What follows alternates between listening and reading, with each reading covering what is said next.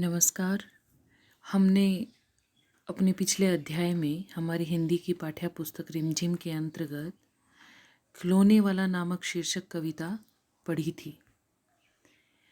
इस कविता को सुभद्रा कुमारी चौहान ने लिखा है। सुभद्रा कुमारी चौहान एक कवयित्री हैं। कविता लिखने वाली को कवयित्री कहते हैं और कविता लिखने वाले को कवि कहते हैं। यानी जब कोई महिला कविता लिखती है तो उसे कवयित्री कहते हैं और जब कोई पुरुष कविता लिखता है तो उसे कवि कहते हैं। पिछले अध्याय में हमने पढ़ा था कि किस प्रकार एक बच्चा अपनी माँ से कहता है कि हे माँ, खिलौने वाला खिलौने बेचने के लिए आया हुआ है।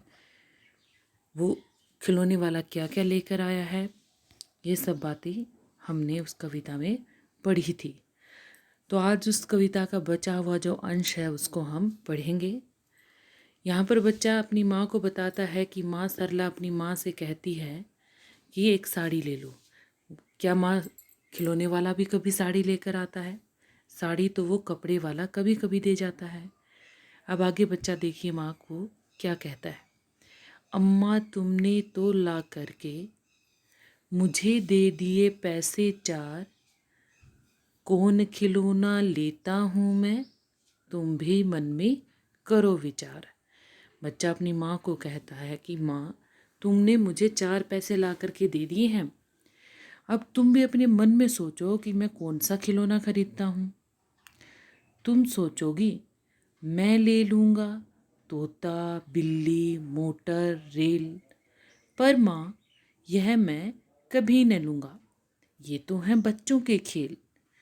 बच्चा अपनी माँ को कहता है कि हे माँ, तुम ये सोचोगी कि मैं तो तोता, बिल्ली, मोटर, रेल, जो छोटे छोटे बच्चे खेलते हैं वो वाले खिलौने लूँगा, पर माँ मैं तो ये खिलौने कभी नहीं खरीदूँगा, मैं तलवार खरीदूँगा माँ। बच्चा अपनी माँ को कहता है कि मैं तलवार लूँगा, या मैं लूँगा तीर कमान, या फिर मैं कोई तीर कमान खरीदूँगा, धनुष बाण खरीदूँगा। जंगल में जा किसी ताड़का को मारूँगा राम समान। और जिस तरह श्री रामचंद्र जी ने जंगल में ताड़का का वध किया था, ताड़का का वध किया था, उसी तरह मैं भी जंगल में जाकर किसी राक्षस को मारूंगा।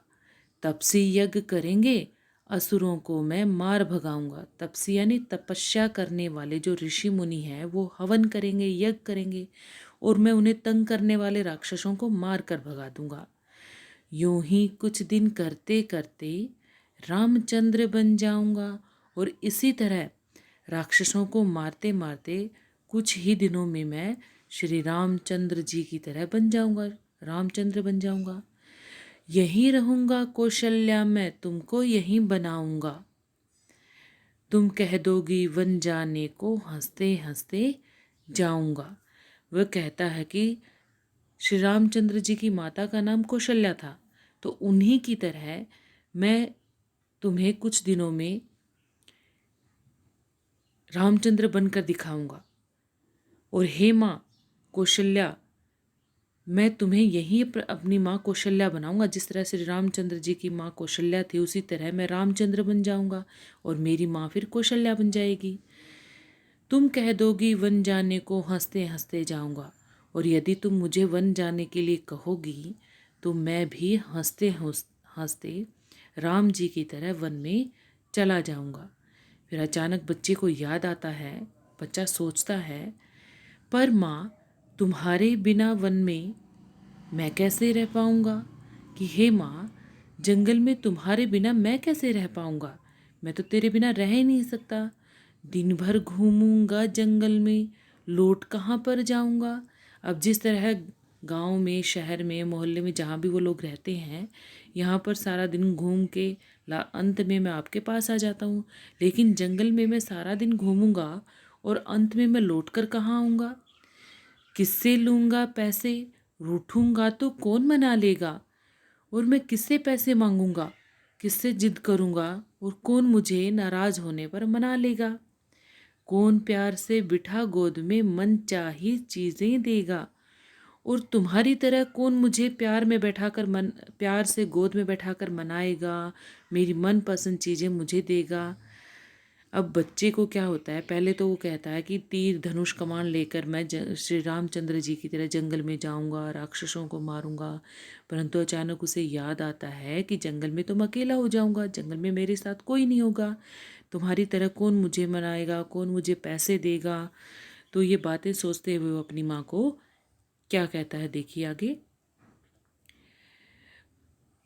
दिन भर घूमूंगा जंगल में, लौट कहाँ पर आऊंगा, किससे लूंगा पैसे, रूठूंगा तो कौन मना लेगा, कौन प्यार से बिठा गोद में मनचाही चीजें देगा।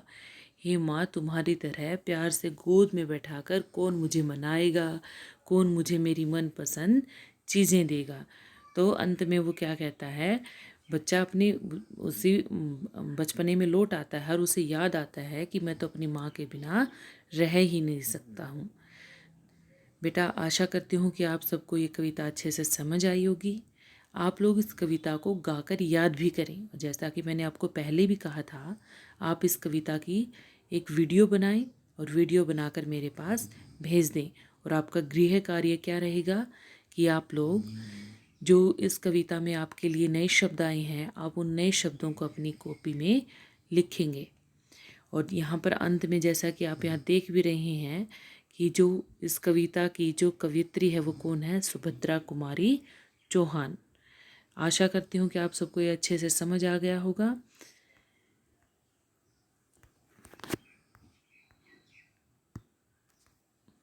धन्यवाद।